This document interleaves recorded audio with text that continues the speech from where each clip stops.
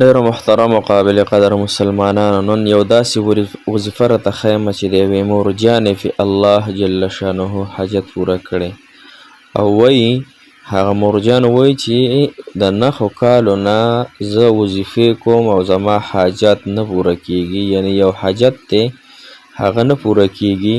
او چې کله ما دا وظیفه شروع کړله نو د الله تعالی په فضل او احسان سره د الله تعالی په لوی مرتبې او لوی ذات سره الله تعالی دا حاجت زما پوره کو. دونه زر پوره کو چې زه د خوشحالۍ نه په جامو کې نه ځای کېدمه. یعنی د خوشحالۍ منظر وي، ګوره د انسان چې حاجت پوره شي نو هغه ډېر زیات خوشحاله وي. نو دغې مورجان د خولې هغه قصه محترم او دا واقعه چې هغه فرمایي چې ډېر وظیفې ما کړې وې، لکه څنګه چې تاسو اکثر موږ سره خلک رابطې کې چې ډېرې وظیفې مې وکړې دي خو حاجت مې نه پوره کیږي، مشکل مې نه اسانیږي. نو دې مورجانې په الله تعالی داسې یو عظیم حاجت پوره کړی دی چې غریب یې زړه چاودی و په وظیفو کولو باندې. بعضې وخت کې انسان ته تکلیف ورسي چې زه دونه وظیفې کوم ولې زما حاجت نه پوره کیږي، ما کې څه چل دی، ګناهونه هم نه کوم، فرزګاره هم یمه، تقواداره هم یمه، او نفل او نوافل او وظیفې او هر څه کوم بیا هم زما حاجات نه پوره کیږي. نو محترمو دغې مور چې کومه وظیفه کړې نن درته هغه وظیفه ښیمه انشاءالله. اسانه هم ده او دوه ټکي دي صرف. دا دوه ټکي تاسو په دې ترتیب سره وایئ او ویلې هم صرف 100 فیرې دي، 100 فیرو نه سیوا نشته محترمو. او دا دوه ټکي دا غونډ په 15 منټه کې ویلی کېږي انشاءالله د فرض مونږ نفس. نو تاسو دا وظیفه ګورئ فریږ نه ږدئ، ځکه چې د هغې مورجانې په الله تعالی حاجت پوره کړی نو ستاسو حاجتونه به پې هم الله جل شانه ډېر زر پوره کیږي. السلام علیکم ورحمة الله وبرکاته. ډېر معزز او محترم او قابل قدر مسلمانانو ورونو خویندو، هغه مسافر کم چې بهر هیوادونو کې بهر ملکونو کې زندگی تیروي، الله تعالی د ټولو مسافرو خوشحاله او آباد کامیاب لري. الله دې مسافر خپل کورونو ته په خیر او عافیت سره راوستلی کړي. محترمو تاسو به ډېر وظایف کړي وي، یقینا چې موږ هم تاسو ته ډېرې دعاګانې کوو. هر فرض مونږ نفس چې کله ماته رایاد شي نو روزانه زه تاسو ته دعا کوم چې الله زما د کتونکو اوریدونکو ته ډېرې خوشحالۍ ورکړي. نو انشاءالله الله تعالی به ستاسو حاجات دې وظیفې سره پوره کوي، ځکه دا وظیفه داسې ده چې د مور حاجت پې پوره شوی دی نو د چا چې پې دا حاجت له پوره کړی هغه زما او ستا الله هم دی، یوازې د هغې مور الله نه دی ها. او د دې وظیفې معنا هم د ای الله زه تا نه مدد غواړم. نو چې کله د الله تعالی نه انسان مدد غواړي که نه نو الله تعالی بیا هغه انسان مدد فرمایي، خو موږ به صرف یقین سره دا وظیفه کوو، اخلاص او توجه سره به کوو، باقي به الله جل شانه زموږ ستاسو حاجات پوره کوي. راځئ وظیفې صرف ته ځو محترم مسلمانانو چې وظیفه کومه یوه ده او څو مرتبه وې وایو، کم وختونو کې وې وایو، دا ټول را سره انشاءالله واورئ. نور چې څونه مسلمانان دي ستاسو خویندې دي، وروڼه دي، بیګان دي، هغوی د هم دا وظیفه سیو کوي، هغوی ته هم ولیږئ. صحیح شوه؟ او تاسو سره دې وظیفې اجازت هم دی ځکه چې د هغې مور پې الله جل شانه حاجت پوره کړی.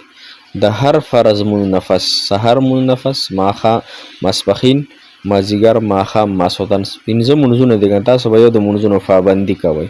که څوک وایي چې الله تعالی دې زموږ حاجت پوره کړي نو هغه 15 وخته مونځ وړومبی کوي. بیا د هر فرض مونږ نفس په 100 مرتبه دا دوه ټکي وایي. کم ټکي چې تاسو ته ښیمه دا په دغې ترتیب سره انشاءالله تاسو وایئ، ناغه به پکې نه کوئ. دا به نه وایئ چې الله تعالی زموږ حاجت ولې نه پوره کوي، ولې نه کیږي، سر ته ولې نه رسي، مشکل ولې نه اسانیږي، ځکه چې الله تعالی فرمایي چې بنده په ما څنګه ګمان کوي، ګمان پېژنئ که نه، نو هغه رنګ ورسره زه معامله کوم. ګمان دا موږ وایو یا به دې سره زموږ حاجت پوره کیږي یا به نه پوره کیږي، پته نه لګي کله به پوره کیږي او دا به څنګه چلي او پلانکې چل به وي. نو موږ په شبهاتو کې یو یعنی موږ په یقین سره دا وظیفه اوس نه ده چې کله پکې ستا شک او شبهات راغله چې پوره به شي یا نه، یا به څرنګي او دا به څنګه پوره کیږي، نو بیا ګوره د الله تعالی ذات لوی دی، د هغه ته حاجتونه پوره کول هیڅ ګران نه دي. الله تعالی ذات حقیقت والا ذات دی چې زموږ او ستاسو یقین د الله تعالی په ذات او په صفاتو باندې راشي. صحیح شوه؟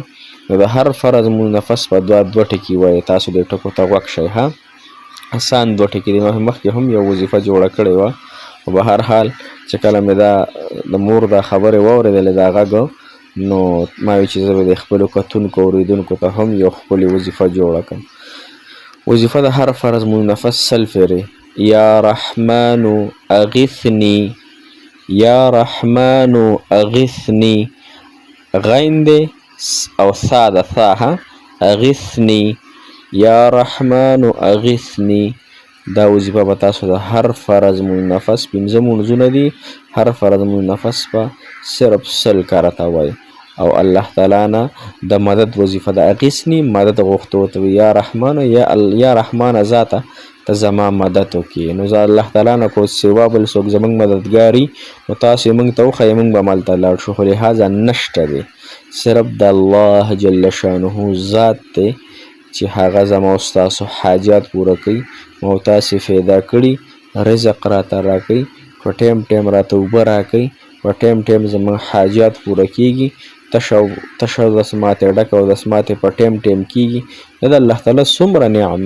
نعمات دي قسم په الله کو د یو نعمت بدله کې موږ د الله تعالی شکریا ادا کوو دومره د الله تعالی هم تاسو غرق نعمتونه دي خو موږ تاسو ناشکرۍ سره زندگی تیرو ناشکري ډېره عظیمه لویه ګناه ده لهذا د ناشکرۍ نه ځان وساتئ او په شکرګزارۍ سره زندگی تیروئ انشاءالله نعمتونه به الله تعالی راته راکوي کم نعمت نه میلاویږي کم حاجت نه پوره کیږي رشته نه کیږي کاروبار نه کیږي نور قرضونه دي نو دې کې به د الله تعالی حکمت وي تاسو په دې مه خفه کیږئ الله تعالی ته ځان حواله کړو الله تا پیدا کړم ته مې مددګار شي الله تا پیدا کړم ته زما حاجات پوره کړي الله بل چاته ما مه محتاج د مخلوق د محتاجۍ نه مې وساتئ او خپل ځان ته محتاجه الله تعالی جوړ کړي دغه طریقې سره انشاءالله الله تعالی به ستاسو حاجات پوره کړي او هم په خپلو دعاګانو کې یاد ساتئ چې الله تعالی زموږ د ټولو مؤمنانو مسلمانانو اتفاق اتحاد نصیب کړي هر ځای چې مسلمان دی کلمه یې وایي الله تعالی دې ورسره مدد